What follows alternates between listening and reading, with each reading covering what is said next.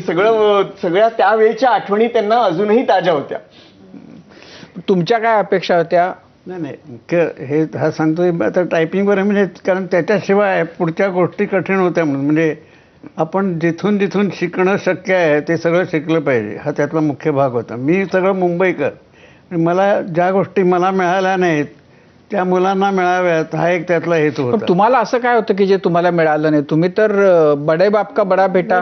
केवळ पैसे नव्हे, इतर कारणं होती. आई वडिलांना इंटरेस्ट आहे की नाही, आजूबाजूला काय वातावरण आहे, किंवा मी आळस केला, काही अनेक कारणं असू शकतील. उदाहरणार्थ संगीत, मी शाळेमध्ये असताना एक वर्षभर शिकलो, पुढे नाटकात इतका गुंतलो की मी संगीताकडे गेलोच नाही. तर त्यामुळं वाटायचं की याने शिकावं. तर हा सतार फार चांगला वाजत होता, आणि याने एकदा मला म्हटलं की बाबा तुझं टॅलेंट यू कॅनॉट वेस्ट. म्हणजे बापानं मुलाला सांगायचं ते मुलानं बापाला सांगितलं, आणि म्हणून माझ्या 45व्या वर्षी मी पुन्हा गाण्याला सुरुवात केली, आणि त्यापासून अजूनपर्यंत मी गातोय. तर अशा पद्धतीनं शिकणं हा माझ्या दृष्टीनं आणि त्यांच्या दृष्टीनं, आणि त्यात कॉलेजमधलं शिक्षण वगैरे हे महत्त्वाचं नाही, परंतु महत्त्वाचं होतंच, म्हणजे ते नाईलाजाने. परंतु बाकीच्या ज्या गोष्टी आहेत सगळ्या गोष्टी, आणि तो आता म्हणाला तसं की स्पोर्ट्स असेल, मी स्वतः खेळलो नाही फार, पण मला इंटरेस्ट सगळ्यात आहे. सिनेमा असेल, चित्रकला असेल, तर प्रत्येक गोष्टीत मी फार आत शिरलो नाही. त्यामुळे माझं इनफॅक्ट एक पुस्तक आहे रेगणा बाहेरून, की संगीत, राजकारण आणि नाटक हे मी बाहेरनं खूप पाहिलं आणि बाहेरनं खूप काम करण्याचा प्रयत्न केला, पण त्यात आत न शिरता. आणि त्याचं थोडंसं श्रेय माझ्या बायकोला पण आहे, की तिने तू फार याच्यात गुंतू नको, आणि मला त्याचा आनंद आहे की त्यामुळं मी अधिक गोष्टी करू शकलो, आणि त्यातनं काही जमल्या काही नाही जमल्या. पण तुमचं म्हणजे लहान वयामध्ये जी स्वप्न आपण बघतो, तर तुम्ही काय स्वप्न पाहत होतात स्वतःसाठी? असं नाही सांगता येत. तर म्हणजे रोज काहीतरी माझ्या हातनं घडायचं एवढंच, आणि दिवसाचे 24 तास असले तर आम्ही 25 तास काम करत असू. म्हणजे आळस आम्हाला माहीत नाही.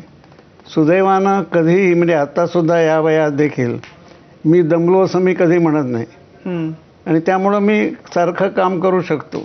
आता त्याचं स्वरूप बदललेलं आहे. आता कम्प्युटरवर करणं, किंवा मला सोबत कोणातरी लागते वगैरे. परंतु आत्ता मी म्हणत होतो याला की मला नगरला जाऊन गिरीश गांधींचं काम पाहिजे, गिरीश कुलकर्णी. तर गिरीश कुलकर्णी, तर आता ते पाहून माझं काय होणार आहे या वयामध्ये, परंतु मला हवं आहे, ते पाहायचं आहे. तर असं आपण शिकत राहणं हे अधिक महत्त्वाचं आहे. कोणी शिकवणार नाही, आपण शिकायचं, आपण शोधून काढायचं काय शिकणं शक्य आहे. पण हा एक अप्रोच आहे. म्हणजे बाबा कधीही गोल ओरिएंटेड कधीच नव्हता, आणि मला वाटतं ही खूप सुंदर गोष्ट आहे. कारण आपण जेव्हा गोल ओरिएंटेड होतो तेव्हा आपण खूप स्वतःला वरती मर्यादा घालतो, कारण मला हे आणि हे एवढंच करायचं आहे.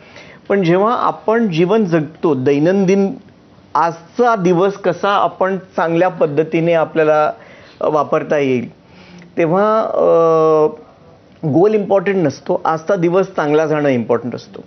आणि त्या दृष्टीने बाबा खरोखर, म्हणजे ज्याला आपण वर्कर बी म्हणतो ना, सकाळी उठल्यापासून रात्री झोपेपर्यंत सतत ऑक्युपाईड इन प्रोडक्टिव्ह वर्क असतो. म्हणजे वाचन असेल, लिखाण असेल, ऐकणं असेल, पाहणं असेल, सतत त्याला, कारण त्यातनं त्याला आनंद मिळत असतो, कारण ते कामच नाही, तो प्ले आहे.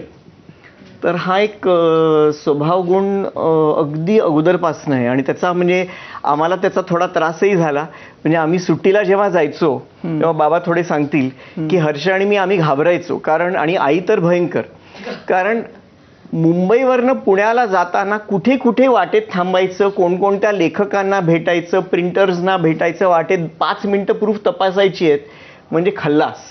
5 मिनिटं प्रूफ तपासायची आहेत म्हणजे 2 तास किमान त्या प्रिंटिंग प्रेसमध्ये आहेतच. त्यामुळे कुठेही आम्ही एका जागेतनं दुसऱ्या जागेला जाण्यासाठी 10 जागा फिरूनच तिकडे पोचायचो. तर ते थोडं दंगलमध्ये कसं आहे ना, की बापू जीने के लिए बडे हानिकारक आहे, तशातला प्रकार असायचा. पॉप्युलर बद्दल मला विचारायचं होतं की म्हणजे पुस्तक जेव्हा मी कधी हातात घेते